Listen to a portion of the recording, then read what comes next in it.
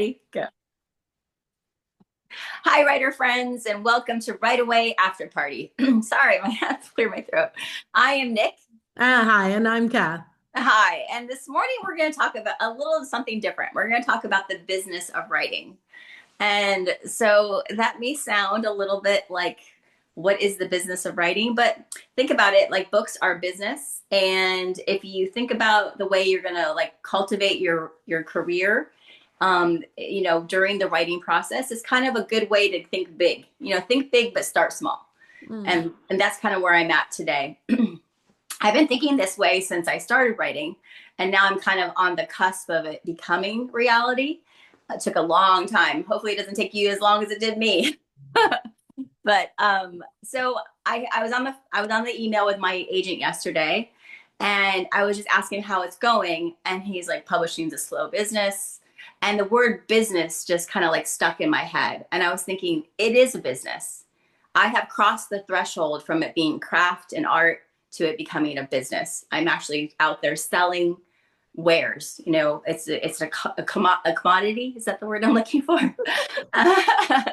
So I am on that spectrum, and it was just really filling my head yesterday about the thoughts of that and like how to introduce that to our audience, and bring the writers into that idea of it being an actual business. Mm. My agent is all business. He's into marketing, and he's really into like the idea of selling a product. So how do you sell yourself as a writer? Like where do you begin with that? Writing can be lucrative especially if it's a franchise. If you think franchise, oh, that could be very lucrative. I mean, so it's a matter of where you're at. And I know Kat's on a different spectrum than I am. So I'd love to hear like what she has to say on that. Because I think we just talked about how you don't necessarily agree with what I'm saying, but like, that's the beauty of this business too. Business, the word business again. Thank you. Thank you. I don't think I've ever looked at my writing as business. I've looked at it as it's my passion. Hmm. It's what I've done for so long, and I've battled many battles like you have, maybe good, maybe similar ones, maybe different ones. But I've never never thought of it as a business. And well, I won't say most, but many of the different workshops, retreats, and classes I've taken on the craft of writing, on getting your book together to be published, on how do you approach agents and publishers. I think that was one of the biggest things they said to us is don't think that this is going to be a business that you're going to make money from. It's very rare that a writer ends up that a writer ends up with this as their bread and butter. So what I do right now is I commend you, Nick. I commend you because that's where your head is. That's where you've decided you're going. And I think that's brilliant. And I have stayed in this lane over here, Mm. believing what other people have told me. Yeah, and I think Carry on and inspire us. no, I think I think that has been drained into, drilled into our heads for so long.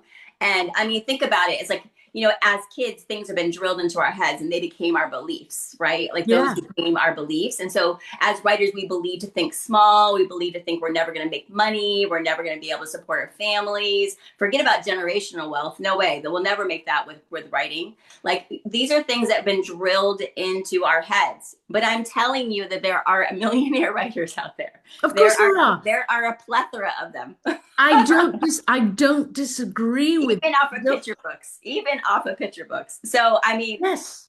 we as writers and as a community, I think we need to start really understanding that this is a business. This is something we can grow. This is something that we can do. This is something we can actually support our families, maybe even like, invest money that we've made back into the community. Like, I mean, I think you have to start thinking big to be able to get to where you want to go. Yeah. I'm taking the philosophy from my recovery, and my recovery's told me that I needed to picture myself healthy in order to get there. Like, what does my future look? What does my future self look like? She looked happy. She looked kind. She looked peaceful. That was the goal. And when I achieved that goal, when I made that goal happen, and that goal felt impossible, I'm telling you, that goal felt impossible. But when I kind of crossed that line, that finish line, and I'm not there yet. I mean, believe me, it's still a work in progress. But when I got to that line where my mind actually could be peaceful and I could actually find kindness to myself from myself, I thought, oh my gosh, anything is possible. And if anything is possible, why not make money from your books? So I think you should stick around for part two. I know we're like a little bit short of 7 minutes, but I think that that is a great place to stop because I really want everyone to just think about that. Can you make money from your books? Can you make money from your books? Your books are your ideas. Your ideas are yours alone. You craft them into a format for other people, and then you make money off of them. Yeah. Mm, So stick around for interesting. part two, and I will talk about how I kind of put together my big idea. I'm all about it. All right. All right, writer friends, love you. We appreciate you. Please join us for part two, and please like and subscribe to our channel. Bye.